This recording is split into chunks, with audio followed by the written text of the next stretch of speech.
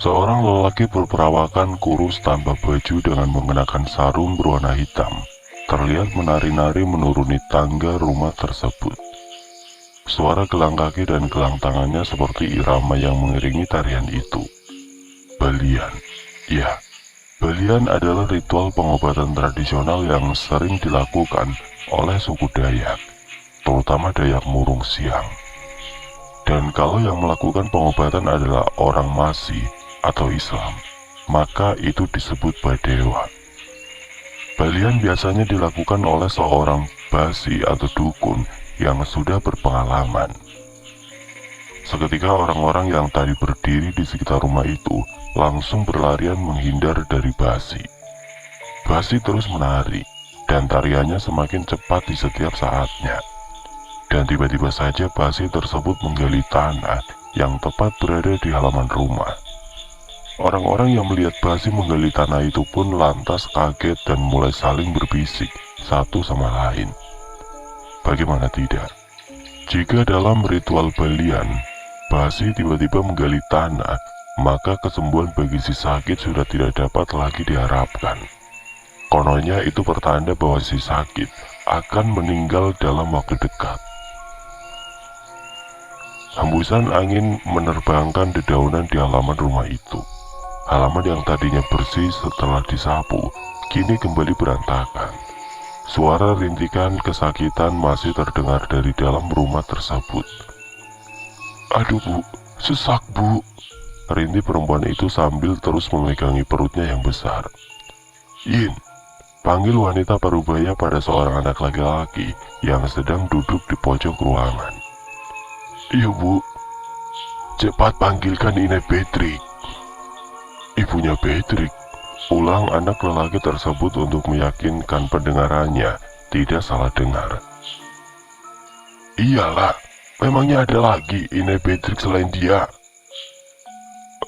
Aku takut bu, sudah tengah malam," ujar anak itu seraya menunjuk ke atas. Wanita parubaya yang dipanggil Inai atau ibu itu pun lantas menarik nafas panjang. "Kau tunggu di sini, biar Inai yang kesana jaga kakakmu." Setelah ibunya pergi, anak lelaki itu lantas duduk di samping kakaknya yang masih kesakitan. "Aku takut sekali kak," ucapnya pelan hampir tidak terdengar. Tiba-tiba dari luar terdengar suara ketukan pintu. Antara takut dan penasaran dengan siapa yang datang, akhirnya si anak lelaki tersebut memutuskan untuk mengintip lebih dulu dari celah pintu. Rupanya yang datang adalah Inai Patrick. Tanpa pikir panjang, si anak lelaki pun membukakan pintu untuk sang bidan. Inai Patrick adalah salah satu bidan di kampung yang cukup terkenal di desa itu. "Di mana ibuku?" "Di belakang tadi, entah kemana dia sekarang." Alis Yoyin mengkerut. Entah. Dia bilang entah. Masa bisa begitu? Rasanya tidak mungkin ibunya yang begitu sangat mengkhawatirkan kakaknya malah hampir-hampir kesana kemari. "Jangan hanya berdiri di situ, pergi ke dapur dan siapkan air panas," suruh Inai Patrick pada Yoyin. Mau tidak mau Yoyin pun ke dapur untuk masak air. Keadaan dapurnya terpisah dengan rumah, sebab dapur mereka masih menggunakan kayu bakar. Jadi posisi dapur ini ada di belakang rumah, dan antara dapur ke dalam rumah itu memiliki pintu penyekat. Cukup lama Yoyin berdiri di depan pintu. Ia takut untuk ke dapur dan berharap ibunya segera datang, guna menggantikannya memasak air. "Cepat!" suara Inai Patrick mengejutkan Yoyin. Ia segera membuka pintu penyekat ke dapur, mulai menghidupkan api dengan tangan gemetar karena ketakutan. Sesekali ia menoleh ke kiri dan ke kanan, memastikan kalau tidak ada apa-apa di sana. Tiba-tiba dari dalam rumah terdengar suara teriakan melengking, yang tentu saja mengagetkan Yoyin. Ia bergegas masuk ke dalam rumah dan mendapati darah berceceran di kasur dan lantai. Sementara kakaknya sudah tidak sadarkan diri. Yoyin melihat perut kakaknya yang sebelumnya besar, kini sudah mengecil. Artinya, bayi yang berada dalam kandungan kakaknya sudah tidak ada lagi. "Kak!" teriak Yoyin memanggil-manggil kakak perempuannya itu berulang-ulang kali. Dan di saat yang bersamaan ibunya datang bersama Inai Beatrix. Yoyin terlihat melotot melihat Inai Beatrix. "Kenapa, Teh? Kenapa kau meninggalkan kakakku? Di mana bayinya?" ujar Yoyin pada Inai Beatrix yang terlihat bingung. Mereka langsung memberikan pertolongan pada kakak perempuan Yoyin. Namun rupanya takdir berkata lain. Perempuan itu sudah meninggal dunia akibat pendarahan yang dia alami. Inai Yoyin menangis sejadi-jadinya, menyalahkan dirinya sendiri atas apa yang terjadi pada anak perempuannya itu. Yoyin terduduk lemas di pojok ruangan. Kakak tersayangnya kini sudah tiada. Apa yang sebenarnya terjadi? Kenapa semua ini terjadi? Ribuan pertanyaan yang sama memenuhi isi kepalanya.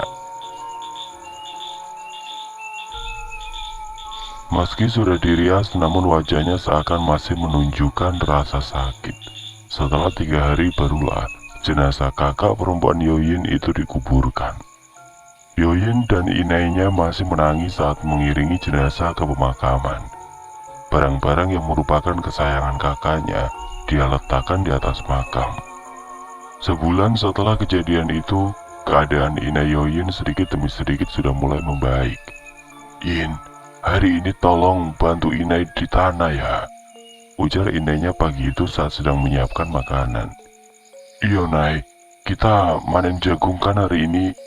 "Iyo." Selesai makan, mereka berdua bersiap-siap untuk pergi ke tanah. "In, kamu bilang waktu itu Inai Beatrix yang datang ke rumah kan?" "Iyo, Nai, tapi Inai Beatrix bilang itu bukan dia kan?" "Iyo, itu memang bukan dia.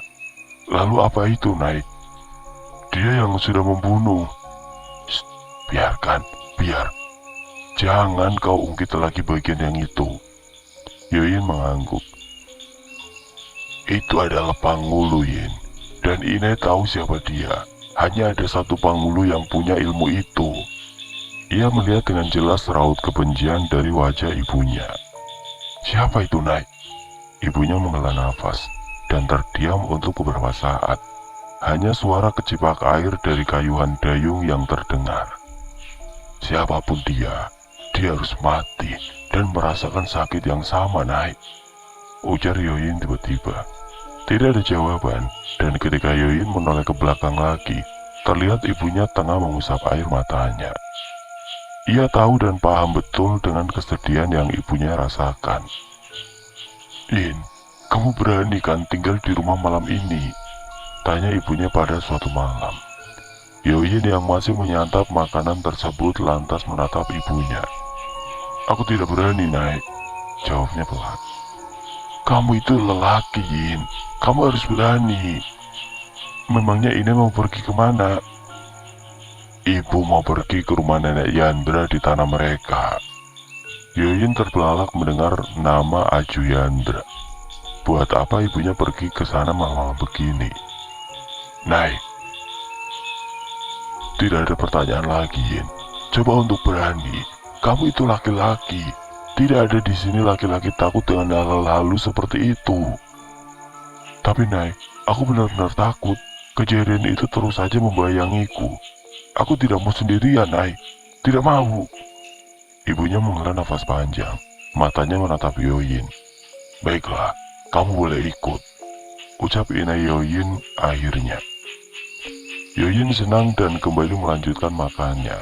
Masakan daging bulu atau babi peliharaan yang tadi diberikan Inai Marcel memang sangat enak. Sementara di tengah rumah terlihat ibunya menyiapkan barang-barang untuk pergi. "Memangnya kita ke sana mau berburu, Nai?" tanya Yoyin ketika melihat ibunya memasukkan berbagai macam barang aneh dan senjata tajam ke dalam oncong atau lanjung. "Inai ke sana untuk membantu setiap prosesnya, Yin." Lagi-lagi Yoyin mengerutkan alisnya tanda tidak mengerti. "Proses apa itu, Nai?"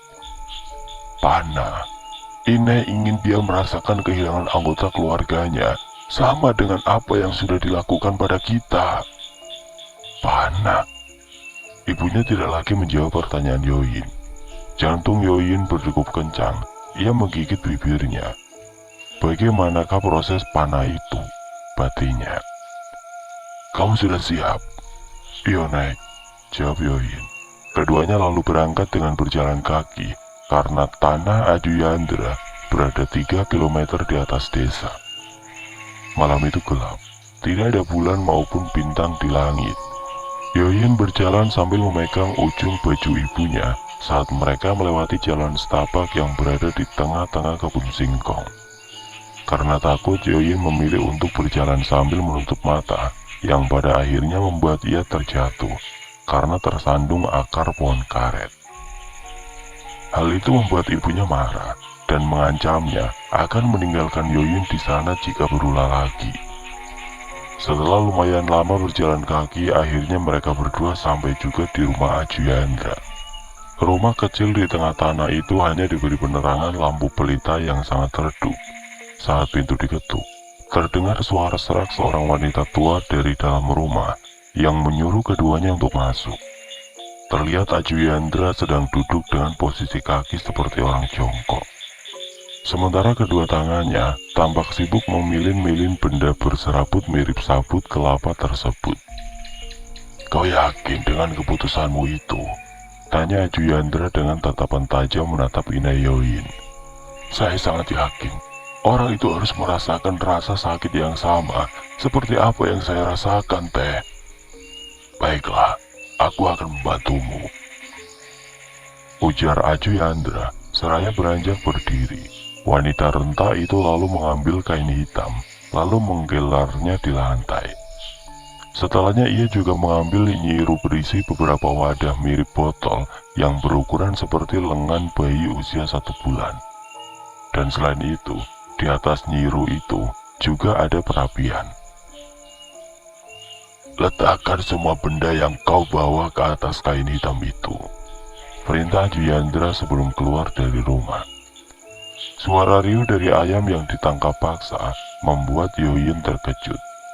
Ajuyandra kembali masuk ke dalam rumah dengan membawa seekor ayam hitam dan sebuah rebung di tangan lainnya. Yoyin merasa ketakutan saat mendengar suara ayam itu yang seakan merintih-rintih meminta tolong agar dilepaskan. Bersiaplah, kita akan memulainya, ujar Ajuyandra sembari duduk menghadapi Nyiru yang berada di atas kain hitam itu. Saya sudah siap, jawab Yoyin mantap. Ajuyandra lalu menutup matanya, mulutnya mulai merapalkan mantra yang kemudian diikuti oleh Yoyin. Setelah itu Ajuyandra membuka matanya dan terus merapalkan mantra. Ia mengasapi semua jenis senjata tajam kemudian bergantian dengan rebung dan ayam hitam yang tadi dibawanya. Ambil pisau yang paling kecil itu, lalu potong ayam ini. Perintah Ajuyandra membuat Yoyin terkejut. Yoyin ingin berteriak tidak untuk mencegah ibunya memotong ayam itu. Tetapi ia yakin ibunya pasti akan memarahinya habis-habisan. Bahkan mungkin saja dia akan disuruh pulang seorang diri. Akhirnya Yoyin memutuskan untuk tetap diam, tidak mengganggu setiap apa yang ibu dan Ajuyandra lakukan malam itu. Yoyin melihat tangan ibunya seperti gemetar saat memotong ayam hitam tersebut. Suara kesakitan dari ayam itu membuat Yoyin menutup mata dan telinganya. Darah ayam itu ditampung dalam sebuah wadah yang sepertinya terbuat dari tanah liat. Kemudian oleh Ajuyandra, Yoyin disuruh untuk menyantap jeroan ayam hitam tersebut. Yoyin yang sudah dibutakan oleh dendam itu tentu saja tidak membantah.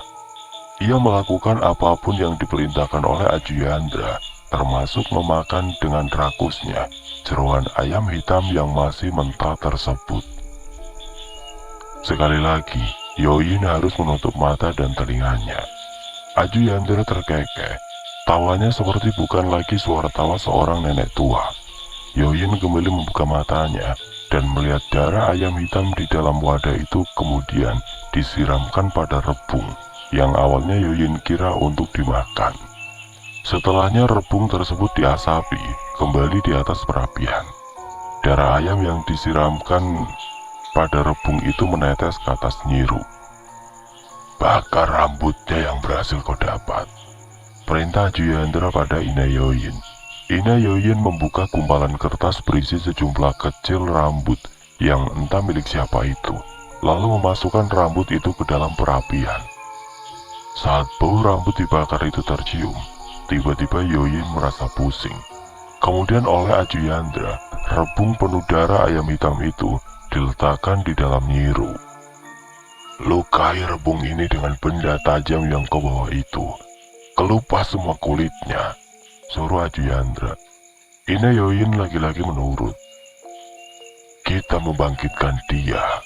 Lakukan terus, luapkan semua rasa sakitmu.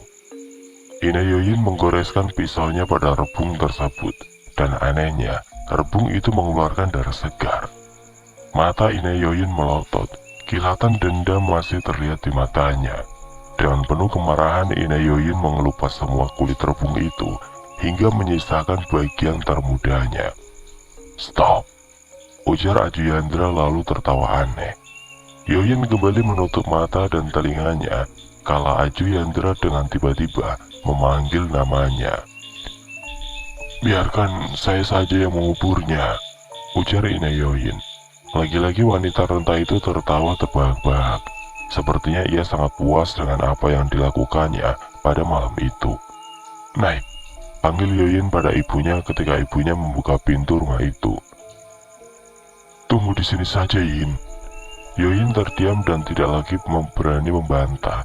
Ia hanya melihat ibunya yang turun ke tanah dan mulai menggali lubang pada tanah di halaman rumah kecil itu. Yoyin, kau tahu, Panggulu dapat mengetahui orang penakut hanya dengan merasakan bekas telapak kakinya saja, ujar Ajuyandra tiba-tiba. Yoyin tercekat. Ia semakin takut. Kau tidak perlu takut begitu. Aku tidak memakan anak kecil. Yandra cucuku dulu juga sama sepertiku, penakut dan cengeng. Tapi setelah dia berhasil melewati ambang kematian, dia berubah menjadi Yandra yang sekarang. Kamu mau menjadi seperti Yandra yang sekarang? Tidak, aku tidak mau, ujar Yoyin sesegukan. Wanita renta itu lagi-lagi tertawa. Tawanya menggema di dalam rumah kecil itu. Ada apa, Yin? Tanya ibunya yang baru saja masuk ke dalam rumah. Anakmu itu penakut sekali, sama seperti Yandra dulu, ujar Ajuyandra masih tertawa.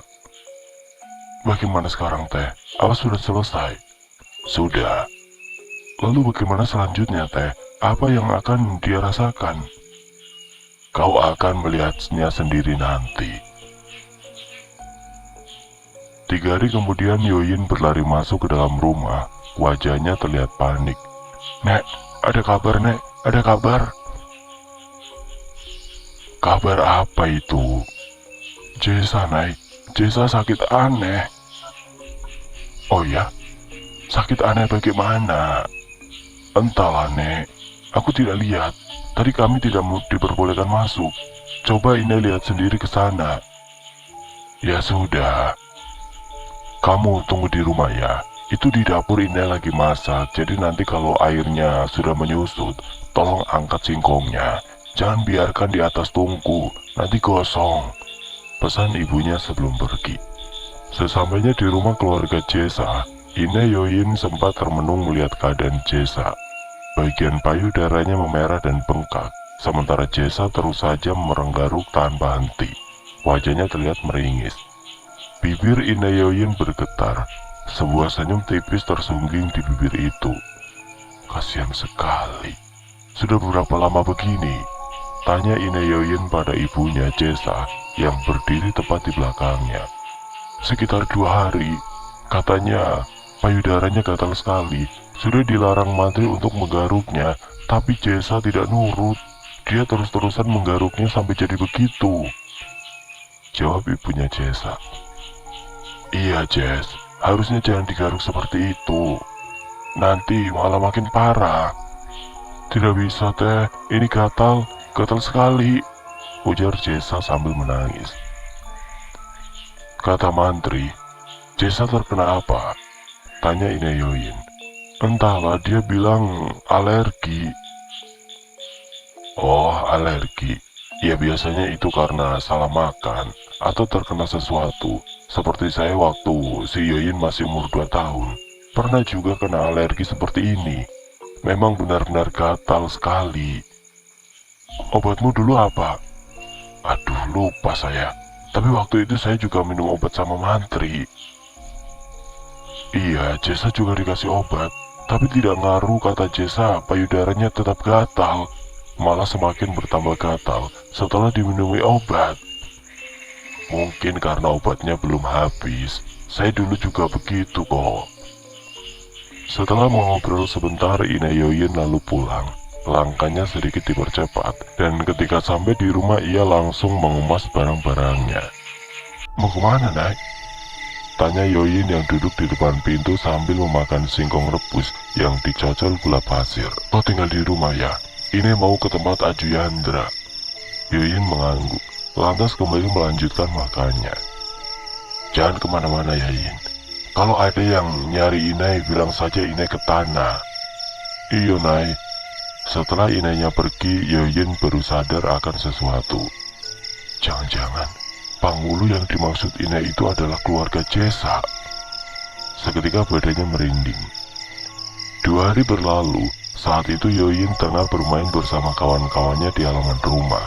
Tiba-tiba datang seorang ibu-ibu, memanggil-manggil nama ibunya Yoyin. Tampaknya ada sesuatu hal yang penting. Saat ibunya keluar dari dalam rumah, terlihat ibu-ibu yang datang tadi langsung mengatakan sesuatu. Entah apa itu yang dikatakan, sebab Yoyin sama sekali tidak bisa mendengar obrolan mereka yang terlalu pelan tersebut. Sebentar ya, aku minum dulu, ujar Yoyin pada teman-temannya. Saat melewati ibunya dan ibu-ibu itu, Yoyin sengaja memperlambat langkahnya. Payudaranya mereka, dagingnya mengelupas seperti... Yoyin tidak lagi bisa mendengar perkataan mereka, sebab terhalang oleh dinding dan juga mereka semakin mengecilkan suara. Siapa yang dia maksud? Batin Yoyin. Saat Yoyin berjalan keluar, ibunya dan orang itu seketika berhenti berbicara, hingga Yoyin menjauh dari mereka. Ayo Yin, kali ini kau yang jalan, suruh temannya. Nay, ada apa sebenarnya? Siapa yang Anton tadi bicarakan? Kau ingat ritual tempo hari di rumah tanah milik Aju Yandra? Ingat, orang itu sudah mulai merasakan akibatnya karena sudah membunuh kakakmu. Apa orang itu Jessa, Nay? Bukan dia, tapi salah satu dari keluarganya yang jauh lebih tua. Aku melakukan ini agar orang itu tahu betapa sakitnya kehilangan orang yang kita sayangi. Akan aku buat satu persatu keluarganya mati. Tapi Nay, Jessa tidak bersalah kan? Ina tidak seharusnya melakukan itu padanya. Yang harus mati itu pelakunya, Nay, bukan keluarganya. Yang Ina lakukan ini salah. Aku melakukan ini supaya orang tahu rasa sakitnya, rasa menderitanya kita setelah kematian kakakmu. Tapi ini salah, Nay, ini salah. Cukup, Yin. Kau tidak perlu ikut campur sampai sejauh ini dengan urusanku. Tutup mata, telinga dan mulutmu dari apapun yang aku lakukan. Yoyin menghela nafas panjang, jantungnya berdetak tidak karuan. Apa yang bisa aku lakukan untuk menyadarkan Inai? Malam itu Yoyin dan ibunya berjalan ke arah warung untuk membeli mie instan yang akan ibunya masak bersama sayur pucuk jawau atau daun singkong. Setelah dari warung, ibunya singgah terlebih dulu di rumah Jessa. Bau busuk nanah menyeruak masuk ke dalam rongga hidung, membuat Yoyin secara refleks langsung menutup hidungnya. Balian, gumam Yoyin tanpa sadar yang membuat orang tua Jessa menoleh dan melihat ke arahnya. Ibunya Yoyin mencubit tangan anaknya, sepertinya ibunya Yoyin sangat marah saat itu. Ibunya langsung mengajak Yoyin pulang, dan memarahinya bisa-bisan ketika mereka sampai di rumah. Mie yang mereka beli tadi hanya digeletakkan begitu saja. Sepertinya ibunya benar-benar marah, hingga membuat Yoyin harus tidur dengan perut yang lapar. Maaf, Nay, aku benar-benar tidak bermaksud. Perkataan itu benar-benar secara tidak sadar. keluar dari mulutku. Kau tahu, Yin, kalau sampai mereka melakukan balian dan Basi mengetahui apa yang ini lakukan, pasti mereka akan mengembalikan penyakit itu padaku. Dan kau tahu, kau akan hidup sendirian kalau sampai aku mati. Seketika Yoyin menangis sejadi-jadinya. Ia benar-benar menyesal, sangat menyesal. Maafkan aku, Nai. Isak Yoyin menciumi kaki ibunya. Kau harus mendukung Ina, Yin. Bukan malah seperti ini. Kau pun tahu kan, Ina melakukan ini karena apa? Kalau bukan karena orang itu yang memulainya, Ina tidak akan pernah melakukan hal buruk seperti ini, Yin. Maafkan aku, Nai. Aku janji aku akan mendukung Ina sepenuhnya. Mulai dari sekarang, apapun itu, aku akan tetap mendukung Inai. Aku tidak akan bisa hidup kalau sampai Inai kenapa-napa. Cukuplah kakak yang pergi. Inai jangan. Isak Yoyin semakin menjadi. Di saat mereka masih menangis, tiba-tiba terdengar bunyi gong yang dipukul sebanyak 3 kali. Pertanda kalau ada yang meninggal. Siapa yang meninggal? Tanya Yoyin sambil mengusap air matanya. Matanya sembab dan terasa panas. Itu pasti Jesa, ujar ibunya. Yoyin terdiam setelah mendengar jawaban ibunya tersebut. Ya, bisa jadi itu memang Jesa. Mengingat keadaannya semalam. Setelah ini, apa akan ada yang seperti Jesa lagi, Nai? Tanya Yoyin. Ya, keluarga itu akan mengalami satu persatu. Yoyin lagi-lagi terdiam. Meski hati kecilnya menentang perbuatan ibunya tersebut, tetapi tetap saja ia tidak bisa berbuat apa-apa. Malam kedua setelah kematian Jesa, saat mayat masih berada di rumah keluarganya. Jadi tradisinya bila ada umat keharingan yang meninggal maka akan dimakamkan setelah 3 hari 3 malam. Mayat akan dirawat selayaknya orang yang masih hidup. Dan di luar rumah, biasanya dijaga oleh pihak keluarga ataupun orang-orang desa. Ibunya Jesa mengeluhkan gatal di bagian payudaranya. Gatal yang benar-benar sangat gatal, sehingga sulit menahan untuk tidak menggaruknya. Bila kalian bertanya-tanya, kenapa Pangulu di keluarga Jesa tidak tahu kalau keluarganya sedang disantet, itu karena Pangulu tidak semua memiliki kemampuan seperti itu.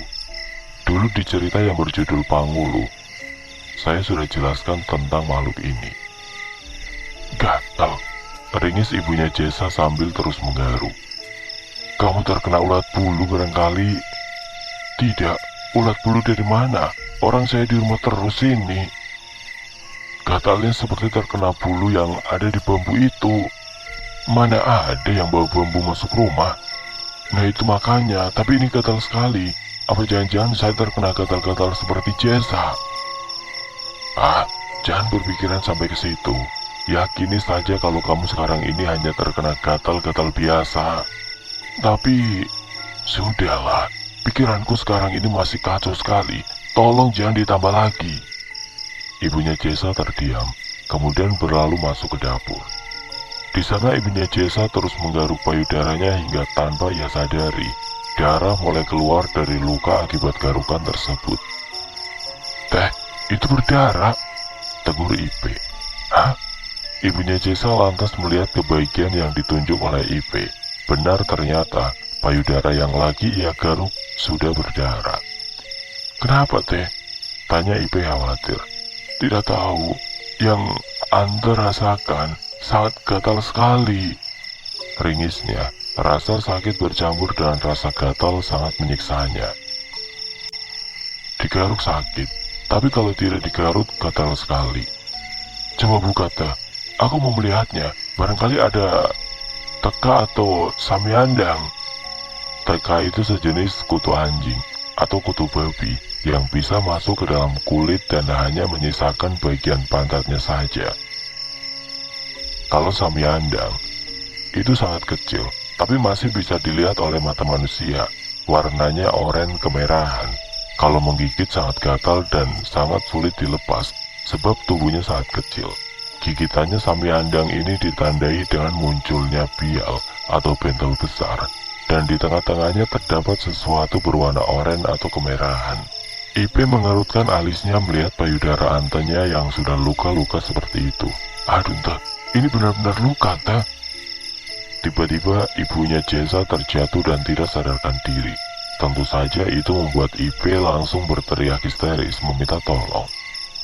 Ine Yoyin yang baru saja tiba di sana langsung ikut berlari masuk ke dapur untuk melihat apa yang telah terjadi di sana.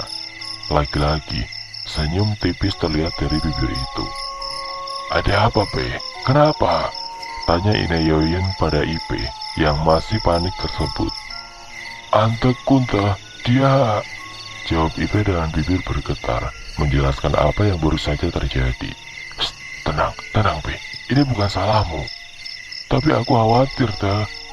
Sudah, Ante yakin Antemu akan baik-baik saja.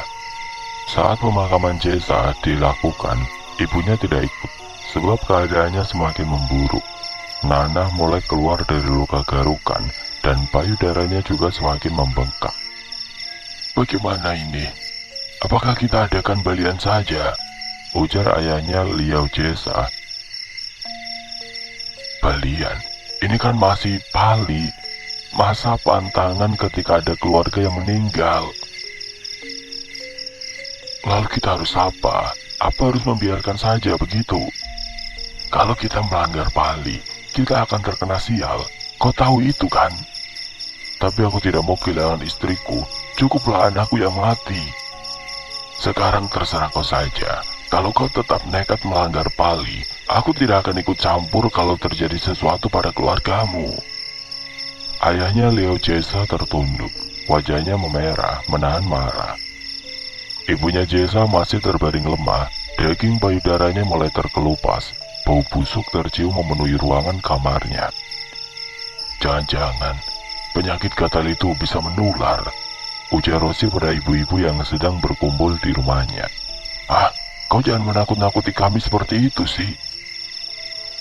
Sudah sangat lama kampung kita ini aman, dan tidak ada yang pernah terkena penyakit-penyakit seperti itu.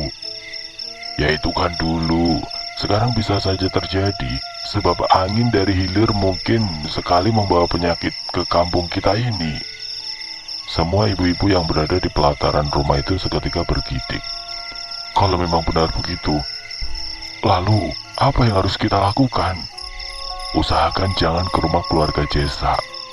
Jangan sampai jadi sentuhan dengan keluarga itu.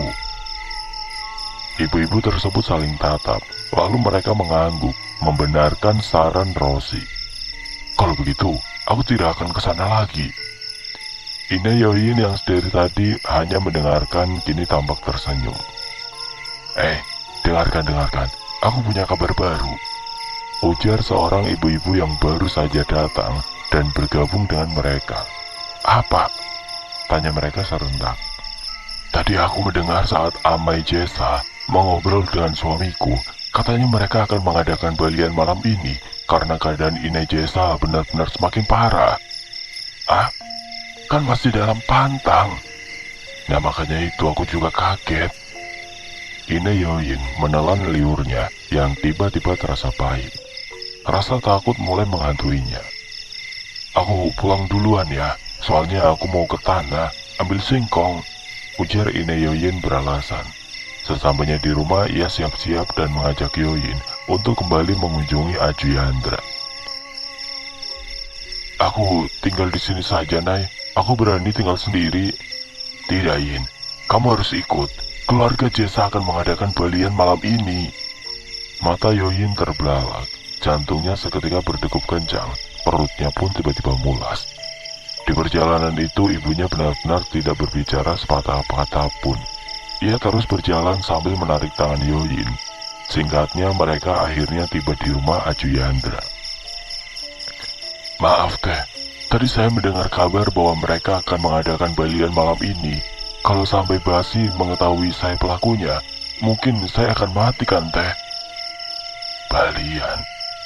Aku tidak yakin ritualnya akan berjalan lancar, sebab bagaimanapun mereka telah melanggar Pali. Teh, Ante tahu kalau Ya, tentu saja aku tahu. Malam itu ritual balianmu dimulai.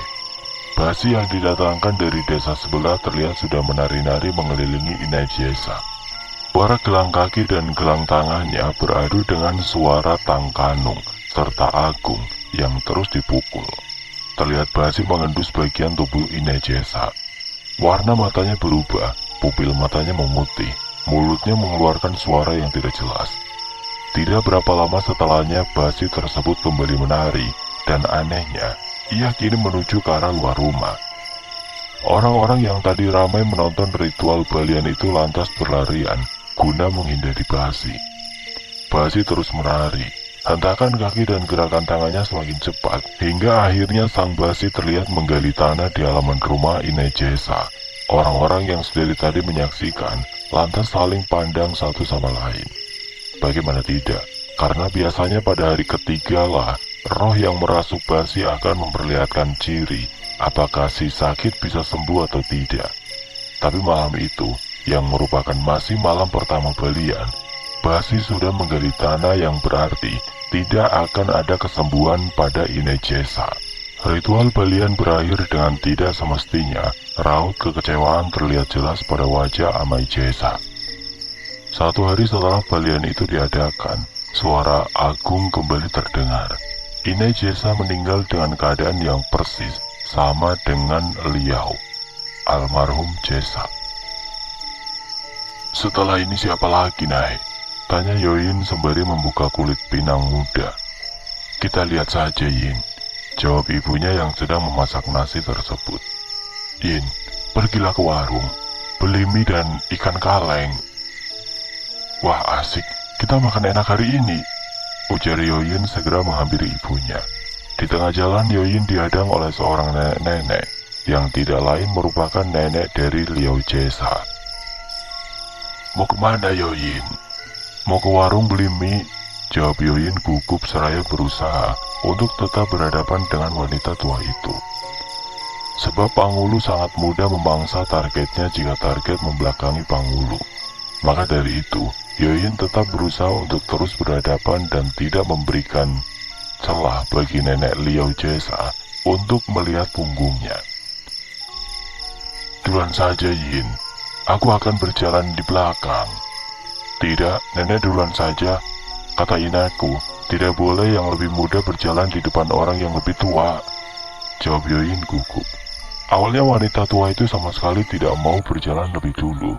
Namun karena Yoyin yang tidak juga bergerak, mau tidak mau membuat nenek dari Liao Jesa itu pun berjalan lebih dulu. Yoyin, panggil seseorang dari belakang. Saat Yoyin menoleh, terlihat Yandra berjalan menghampirinya. Melihat kedatangan Yandra seketika nenek Jesa langsung mempercepat langkahnya. Kenapa? Tanya Yoyin. Tidak apa-apa, kau pasti takut dengan dia kan? Yoyin mengangguk. Yandra tersenyum, lalu merangkul Yoyin, dan kemudian mereka berjalan ke arah warung. Setelah ini, kamu mau kemana? Tanya Yoyin pada Yandra. Aku mau ke rumah Liao Jesa. Kau berani kan pulang sendiri? Yoyin lantas mengangguk. Nah, tadi aku bertemu nenek Jesa. Apa katanya? Tidak ada, tapi dia menyuruhku agar berjalan lebih dulu. Aku tidak mau, karena ingat pesan Inai. Kalau jangan berjalan di depan orang yang bisa menjadi Panghulu. Inai Yoyin menarik nafas panjang. Seluruh keluarga Jesa memang sudah menjadi Panghulu Yin. Itu sudah turun-temurun. Makanya, Inai bilang jangan terlalu akrab dengan mereka. Memangnya apa keuntungan jadi Panghulu itu, Nai? Tidak ada. Kelebihannya, mereka hanya bisa berubah-ubah menjadi apapun yang mereka inginkan. Tidak bertambah kaya. Kau lihat keluarga Jesa itu kaya. Yoyin menggeleng, lalu percakapan antara keduanya pun terhenti. Di rumah keluarga Jesa tidak ada satupun keluarga dekat yang mau menunggu mayat di dalam rumah selain Amai Jesa sendiri dan juga nenek Jesa. Sementara keluarga yang lain lebih memilih untuk diam di rumah masing-masing agar tidak terkena bala dari pali yang dilanggar oleh Amai Jesa katanya. Tiba-tiba dari dalam rumah terdengar erangan kesakitan dari Amai Jesa. Orang-orang yang tidak diperbolehkan masuk tentu saja bertanya-tanya ada apa. tidak diperbolehkan masuk sebab bukan bagian dari anggota keluarga. Termasuk Yandra, ia terlihat sangat penasaran dengan yang terjadi di dalam. "Bagaimana ini? Apa kita masuk saja?" tanya Yandra. "Jangan, Pali." Yandra menghela nafas panjang. Ia benar-benar penasaran dengan apa yang terjadi di dalam rumah. "Tolong!" rintih Amai Jesa dari depan pintu rumah. Yandra lantas menaiki tangga rumah tersebut dan membantu mengangkat tubuh Amai Jesa yang sudah penuh darah. "Ada apa ini, Mang?" tanya Yandra. Belum sempat menjawab, Amai Jesa sudah tidak sadarkan diri. Nenek Jesa melihat ke arah Yandra dan kembali masuk ke dalam. Saat baju Amai Jesa yang sudah sobek dan basah oleh darah itu dibuka, terlihat banyak sekali luka seperti sayatan di tubuhnya. "Apa ini?" ujar orang-orang di situ bertanya-tanya. Yandra terdiam. Ia tahu ada yang tidak beres di situ. Tapi apa? Entahlah. Malam yang harusnya berjalan normal sebagaimana biasanya saat mereka menjaga keamanan di rumah orang meninggal, tapi malam itu semuanya berbeda. Malam itu terasa sangat kacau. Mereka kalut, panik dan bingung dengan apa yang terjadi pada Amai Jesa. Apa mungkin nenek Jesa yang melakukan ini? Tidak. Dengan tubuh manusianya yang rentah itu, nenek Jesa tidak akan bisa melakukan hal sebrutal itu pada Amai Jesa yang terbilang mempunyai badan gagah dan besar. "Saya akan panggil mantri," ujar Yandra memecah suasana. "Ya, cepatlah." Yandra berlari meninggalkan kerumunan orang di dalam tenda di halaman rumah tersebut. Sekitar 30 menit berlalu, Yandra datang bersama Bu Mantri. Saat Bu Mantri melihat luka dan banyaknya darah yang terus-menerus keluar itu, ia langsung mengatakan bahwa Amai Jesa harus segera dibawa ke rumahnya. Darah yang keluar dari luka-luka itu harus dihentikan. "Tapi dia masih dalam masa pali, Bu," ujar salah satu warga yang ada di sana. "Pali itu sudah dia langgar dari awal, jadi biarlah demi keselamatannya, kita bawa saja dia ke rumah Bu Mantri," ujar Yandra. "Sebab itulah, Yan, Amai Jesa ini sudah terkena bala akibat melanggar pali itu." Setelah berdebat panjang lebar, akhirnya mau tidak mau, mereka membawa Amai Jesa ke rumah Bu Mantri. Namun sayang, dengan peralatan yang terbatas itu, Amai Jesa tidak tertolong. Dia kehabisan darah. Agung kembali dipukul. Suara Agung itu terdengar seperti musik yang indah bagi Inayoin.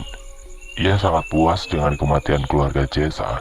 Kini tinggal melihat kematian si pelaku utamanya. Namun hampir sebulan telah berlalu, tidak ada yang terjadi pada nenek Jesa. Wanita tua itu tetap hidup dengan sehat. Akhirnya untuk mendapatkan jawabannya, malam itu Inayoin dan Yoin kembali mengunjungi rumah tanah milik Aju Yandra.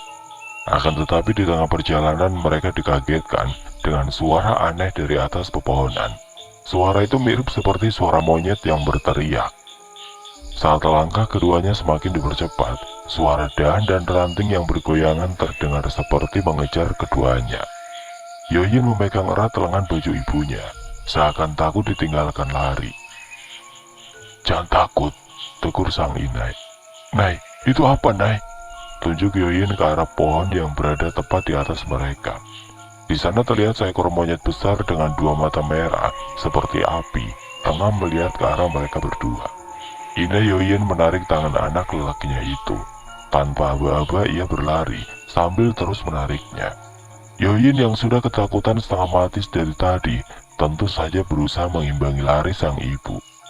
Sementara monyet besar itu terus mengejar keduanya, sambil sesekali terdengar teriakan dari si monyet.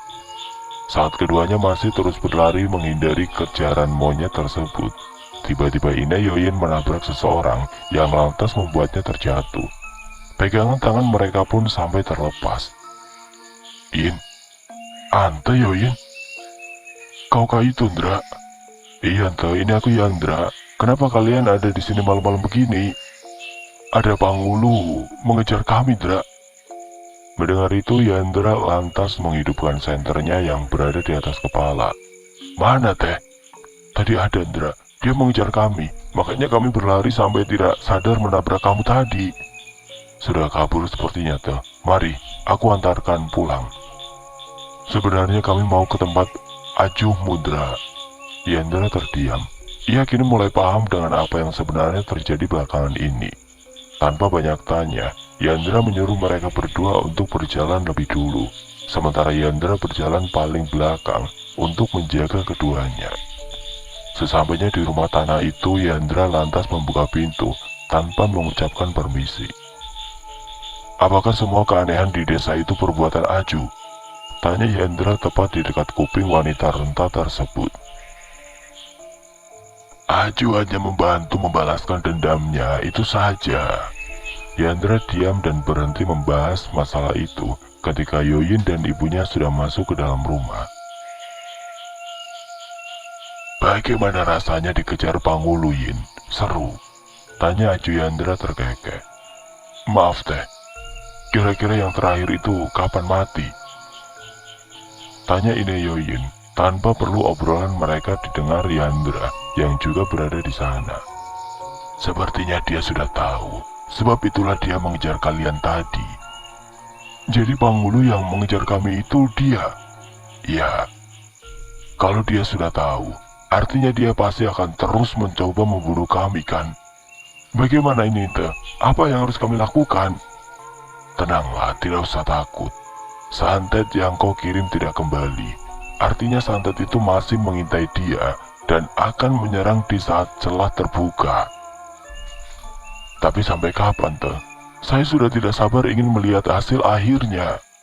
Sabarlah, tidak akan lama lagi. Dari kejauhan terdengar suara teriakan monyet. Suaranya riuh dan menggema di sekitaran rumah. Buru Landra, kau suka dengan matanya bukan? Yendra menggeleng. Sepertinya aku cukup kenal dengan Pangulu itu. Dia punya pengaruh yang tidak main-main, Ju. Aku belum siap untuk berhadapan dengannya. Lagi-lagi Aju Yendra terkekeh. Suara tawanya benar-benar membuat Yoyin merasa tidak nyaman. Hari itu saat Yoyin dan teman-temannya sedang bermain gasing di halaman rumah, mereka dikagetkan oleh kedatangan nenek Liao Jesa.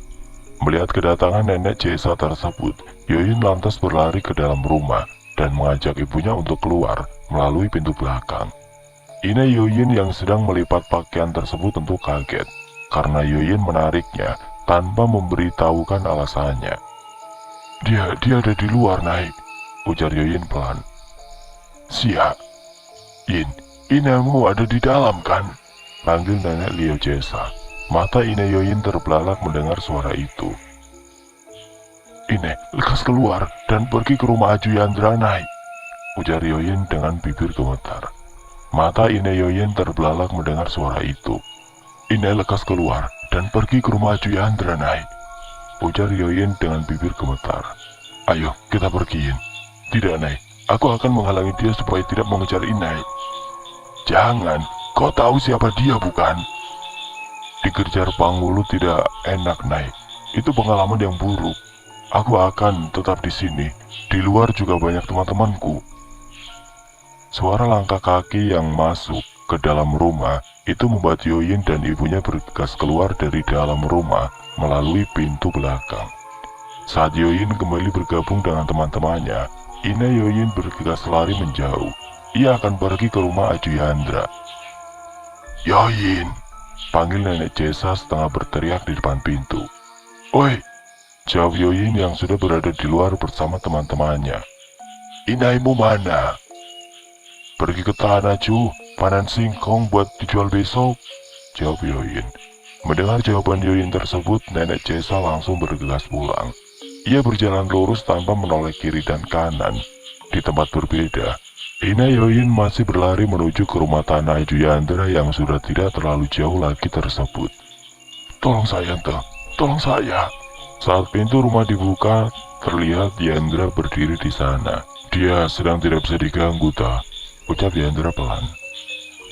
Aju Jesa terus meneror kami, Indra. Ya ampun, bagaimana keadaan Yoyin di sana? Indra, kamu bantu Ante. Tolong, Indra, tolong jemput Yoyin. Anu, Teh, bukannya saya tidak mau, tapi kami sedang melakukan sesuatu. Pangulu itu juga semalam berhasil memasuki area ini. Padahal area ini sudah didinding dengan sampun dan tamiyang. Ante tenang saja ya. Yang dia targetkan saat ini bukan Yoyin, tapi Ante. Jadi Ante tidak perlu mengkhawatirkan keadaan Yoyin. Yoyin pasti akan baik-baik saja.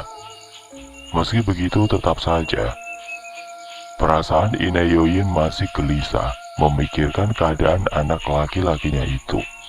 Tiba-tiba terdengar Ajuyandra memanggil nama Ine Yoyin. Saat sudah dekat, Ine Yoyin seketika terkejut melihat Ajuyandra yang seperti bukan dirinya lagi. Matanya memutih dan suaranya terdengar lebih berat. "Kau harus tuntaskan ini semua, Airi," ujar Ajuyandra seraya memegang kepala Ine Yoyin. Tangannya terasa dingin seperti es, sampai-sampai Ine Yoyin menggigil karenanya. Bagaimana caranya, Teh?" "Hadapi dia." "Hadapi? Dra, apa maksudnya ini, Dra?" "Maksudnya, Aju Liao Jesa akan kemari, dan saat itulah Ante hadapi dia langsung. Dengan Mandau ini, Ante lukai bagian tubuhnya, dan pada lukanya itu, Ante masukkan tanah, terserah tanah apapun yang ada di sekitar Ante. Dengan begitu, Panghulu itu akan lemah, dan tubuh manusianya akan terluka. Luka itulah yang akan membunuhnya, Ante." "Tapi itu Panghulu, Dra. Dia jauh lebih kuat daripada Ante," ucap Ine Yoyin terisak. Kini barulah rasa sesal itu ia rasakan. "Aku akan bantu Ante. Ante tenang saja. Kalau kita bersama-sama, kita pastikan, Ante. Kita pasti akan bisa, kan, Ante?" Ine Yoyin tertunduk. Ia tidak yakin akan mampu menghadapi Panghulu itu, tapi setidaknya ada Yandra yang akan membantu. Akhirnya meski masih ragu, Ine Yoyin pun mengangguk, menyetujuinya. Mereka bersiap-siap untuk nanti malam. Suara pantiling mulai terdengar mendayu, tanda mulainya pergantian sore menjadi malam-malam. Ine Yoyin yang saat itu sedang duduk di depan pintu rumah tanah tersebut, mulai merasakan jantungnya berdegup dengan kencang. "Ranying Hantala selalu menyertai kita, Ante," ujar Yandra. Ine Yoyin menghela nafas panjang. Ia mengangguk menatap Yandra yang tersenyum. Sementara itu, Yoyin rupanya berada di rumah salah satu temannya. Ia cemas memikirkan ibunya, sampai-sampai makanan yang diberikan oleh ibu temannya tersebut tidak dimakan sedikit pun. "Makan, Lain. Nanti kalau Inaimu sudah pulang, dia pasti akan mencarimu ke sini." "Iya, Teh. Tapi tadi saya tidak bilang kalau akan menunggu di sini." "Inaimu kan tahu kalau kamu sangat dekat dengan Ciancus. Jadi pasti dia tahu kalau kamu ada di sini." Yoyin mengangguk, lalu memakan makanan yang diberikan oleh Inai Ciancus tersebut dengan lahap. Dari kejauhan terdengar suara kerbau yang begitu nyaring. "Dra." "Dia datang dalam bentuk kerbau, Teh. Persiapkan mandaunya," ujar Yandra. "Ante gugup, Dra. Ante gemetar." "Tenang, Teh. Tenangkan diri Ante. Anggap saja kita sedang berada dalam acara tiwa." Ine Yoyin menarik nafas dalam-dalam lalu menghembuskannya. Ia melakukan itu secara berulang-ulang, berusaha untuk menenangkan diri. Seekor kerbau dengan sepasang mata merah tepat berada 5 meter di depan mereka. Yandra berjalan lebih dulu dengan memegang Langge di tangannya. Langge adalah anak dari Mandau. Biasanya Mandau di tempat kami semuanya memiliki Langge. Ukurannya kecil dan memiliki gagang yang panjang. Bisa dibilang Langge lebih berbahaya ketimbang Mandau. Sebab serangan dari Langge bahkan mampu menembus baju besi. Dan jika luka terkena Langge, juga akan sulit disembuhkan sebab Langge memiliki racun. Kerbau itu menatap Yandra yang berjalan ke arahnya. Seperti yang sudah diprediksi oleh Yandra sebelumnya, kerbau tersebut langsung menyerangnya. Beruntung Yandra dapat menghindari serangan itu dengan menaiki gundukan tanah yang cukup tinggi. Kerbau tersebut tentu saja tidak tinggal diam. Dia berusaha untuk naik dan di saat yang tepat, Yandra langsung melompat ke atas tubuh kerbau itu. Ia menancapkan langgenya tepat di bagian perut kanan. Langge masih tertancap ketika Yandra terpelanting dari atas tubuh. Ia meregang kesakitan sebab kakinya mengenai batu nestar yang berada di sana. "Ante, sekarang toh!" teriak Yandra. Mendengar aba-aba dari Yandra, Ine Yoyin lantas berlari ke arah kerbau sambil berteriak nyaring. Mandau itu tampak mengkilat terkena cahaya kilat yang mulai menyambar. "Mati kau!" teriak Inayoyin sambil terus mengayunkan mandaunya secara membabi buta. Namun serangan membabi buta itu hanya 2 kali mengenai makhluk itu. Selebihnya, mandau yang dipegang Inayoyin hanya menebas angin. Yandra mencoba bangkit untuk membantu Inayoyin. Karena luka yang disebabkan oleh langgam milik Yandra tersebut, kerbau itu menjadi lebih lemah. Namun ia tampaknya masih belum menyerah dan masih berusaha membunuh Inayoyin. Inayoyin berkali-kali terjatuh akibat ulah serangan si kerbau jadi-jadian. Dan saat Inayoyin masih terus diserang si kerbau, saat itulah Yandra mendekat dan menarik langit tersebut hingga membuat luka di tubuh kerbau itu semakin melebar. Seiring dengan rintik hujan yang mulai membasahi mereka, Yandra dengan cepat mengambil segenggam tanah dan memasukkan tanah itu ke dalam luka menganga milik si kerbau. Inayoyin beranjak dan dengan teriakan disertai tangis, ia menusukkan mandau ke bagian leher kerbau dan memasukkan sesuatu dari mulutnya ke dalam luka si kerbau. Rasa keadaan sudah tidak memungkinkan kerbau itu berusaha kabur dan berlari menjauhi Yandra dan Inayoyin. "Kau baik-baik saja, Yandra?" tanya Inayoyin berusaha membantu Yandra berdiri. "Apa yang Anda masukkan pada lukanya tadi, Yandra?" Sepasiri. Aju Yandra menatap Inayoyin dan cucunya dengan bibir tersenyum.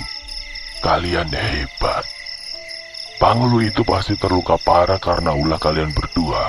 Ingat ya, kalian jangan sampai datang saat dipanggil Aju Jesa ke rumahnya. Walaupun dia terus meminta kalian untuk menjenguknya, karena kalau sampai kalian masuk ke rumahnya, dia pasti akan membunuh kalian berdua. Dia tidak akan mau mati sendirian," pesan Aju Yandra.